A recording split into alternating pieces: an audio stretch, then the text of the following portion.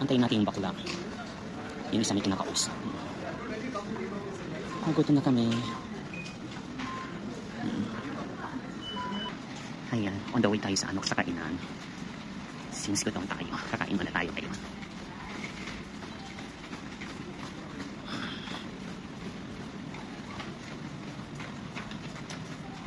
Ito yung palabas ng ng Karama Station.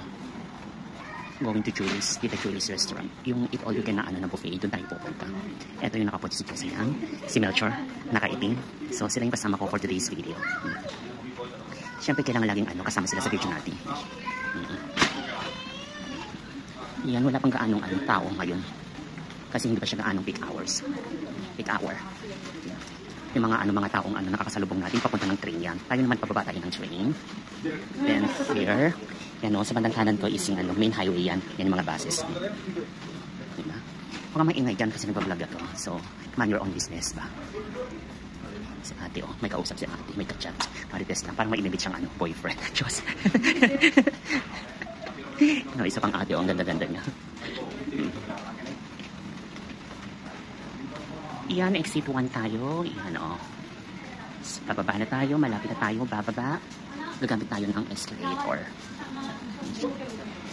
Mga 4 o'clock pa lang siya, kaya may araw. Maliwanag pa. Sa gilid, supermarket. Ayun, may restaurant uli.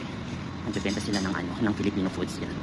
There you go, bababa na tayo. So, i-voice over ko muna, hindi niyo makikita yung mukha ko. Ito, pababa, and then pagbaba natin, paglabas natin paglabas natin kakanan tayo. Yun yung tatargetin muna natin bago tayo pumunta sa pinaka-main na pupuntahan natin. Kasi itong babaitan na itong nakaputi is nagpapasama sa amin. Nakakaawa naman kailangan kasamahan natin siya. So, there you go.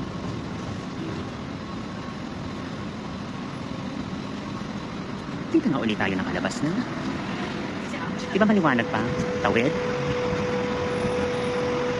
Okay. Sightseeing muna tayo ng weather. Yan, mga buildings. Same lang. Sabi ng kasama ko parang parang nag-iba daw yung daan. Anong pinagkaiba? Wala namang nagbago, di ba? Same lang siya. Di ba? Ganda-ganda. Di ba? Maganda yun pag nakatalikod lang. Pero wag ka, may jowa yan. Mahal naman siya ng jowa niya.